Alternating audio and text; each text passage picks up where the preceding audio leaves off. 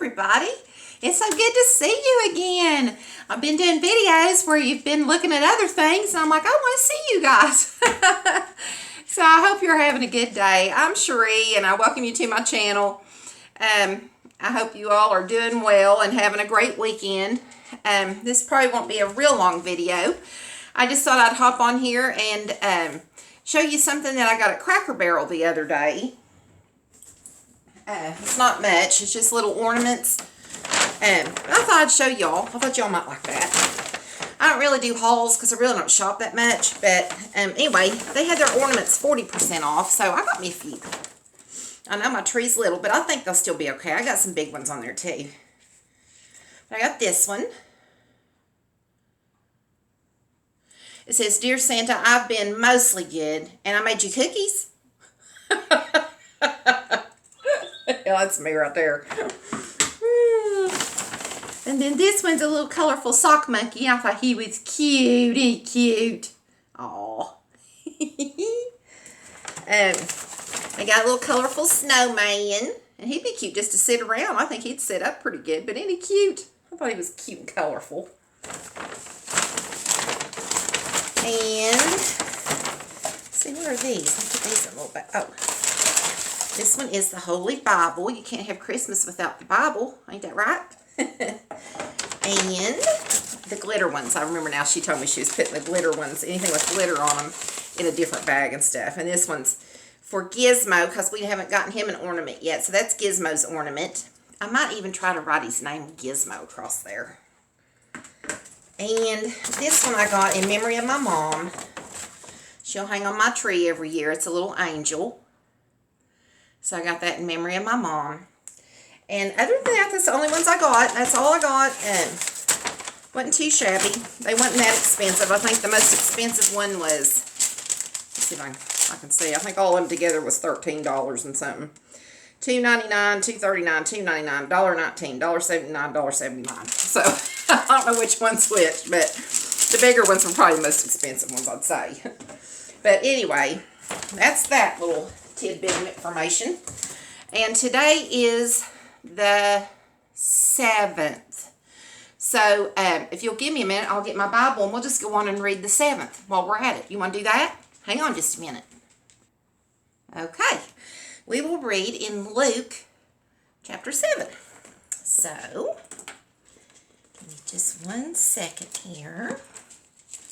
I'm burning up to death. I am. Whew, I'm burning up. I just took my shower and got ready for my day, and whew, this woman's having a hot flash or heat wave or something. Okay, hang on just 1 second. Okay. Sorry, I went and stood outside for a second.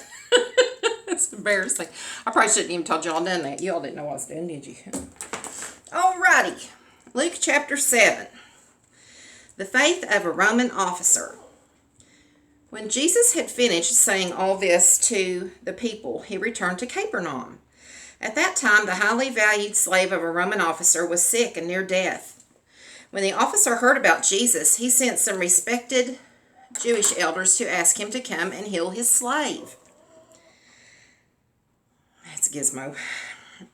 So they earnestly begged Jesus to help the man. If anyone deserves your help, he does, they said, for he loves the Jewish people and even built a synagogue for us. So Jesus went with them. But just before they arrived at the house, the officer sent some friends to say, Lord, don't trouble yourself by coming to my home, for I'm not worthy of such an honor. I'm not even worthy to come and meet you. Just say the word from where you are, and my servant will be healed. I know this because I am under the authority of my superior officers, and I have authority over my soldiers. I only need to say go, and they go, or come, and they come. And if I say to my slaves, do this, they do it. When Jesus heard this, he was amazed. Turning to the crowd that was following him, he said, I tell you, I haven't seen faith like this in all of Israel. And when the officer's friends returned to his house, they found the slave completely healed.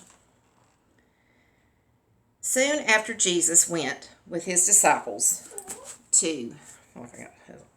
Okay, soon afterward, Jesus went with his disciples to the village of Nain, and a large crowd followed him.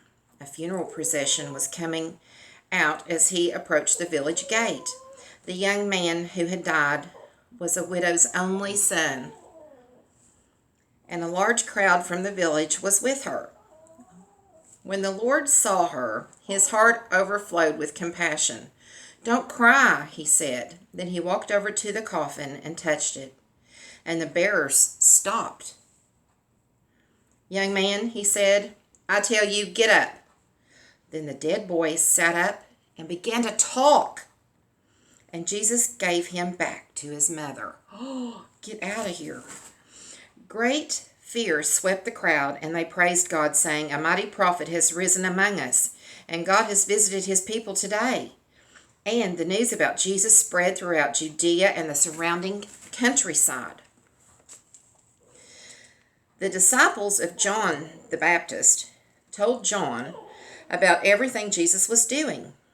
So John called for 2 of his disciples, and he sent them to the Lord to ask him, "Are you the Messiah we've been expecting, or should we keep looking for someone else?" John's 2 disciples found Jesus and said to him, "John the Baptist sent us to ask you, are you the Messiah that we've been expecting, or should we keep looking for someone else?" Can you imagine that? Oh my gosh. Oh, how embarrassing. Okay. At that very time, Jesus cured many people of their diseases, illnesses, and evil spirits, and he restored sight to many who were blind. Then he told Jesus' disciples, "Go back to John and tell him what you have seen and heard. The blind see, the lame walk, the lepers are cured, the deaf hear, the dead are raised to life, and the good news is being preached to the poor. And tell him God blesses those who do not turn away because of me." After John's disciples left, Jesus began talking about him to the crowds. "What kind of man did you go into the wilderness to see? Was he a weak reed swayed by every breath of wind? Or were you expecting to see a man dressed in expensive clothes? No, people who wear beautiful clothes and live in luxury are found in palaces. Were you looking for a prophet? Yes, and he is more than a prophet. John is the man to whom the scriptures refer when they say, 'Look, I am sending my messenger ahead of you, and he will prepare your way before you.'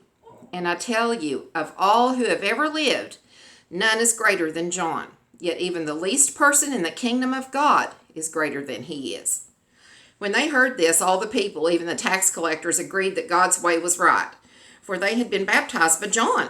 But the Pharisees and experts in religious law rejected God's plan for them, for they had refused John's baptism. "To what can I compare the people of this generation?" Jesus asked. "How can I describe them? They are like children playing a game in the public square. They complain to their friends. 'We played wedding songs and you didn't dance. So we played funeral songs and you didn't weep.' For John the Baptist didn't spend his time eating bread or drinking wine, and you say he's possessed by a demon. The Son of Man, on the other hand, feasts and drinks, and you say he's a glutton and a drunkard, and a friend of tax collectors and other sinners. But wisdom is shown to be right by the lives of those who follow it." One of the Pharisees asked Jesus to have dinner with him. So Jesus went to his home and sat down to eat. When a certain immoral woman from the city heard he was eating there, she brought a beautiful alabaster jar filled with expensive perfume. Then she knelt behind him at his feet weeping. Her tears fell on his feet, and she wiped them off with her hair. Then she kept kissing his feet and putting perfume on them. When the Pharisee who had invited him saw this, he said to himself, "If this man were a prophet, he would know what kind of woman is touching him. She's a sinner." Then Jesus answered his thoughts. "Simon," he said to the Pharisee, "I have something to say to you." "Go ahead, teacher," Simon replied. Then Jesus told him this story.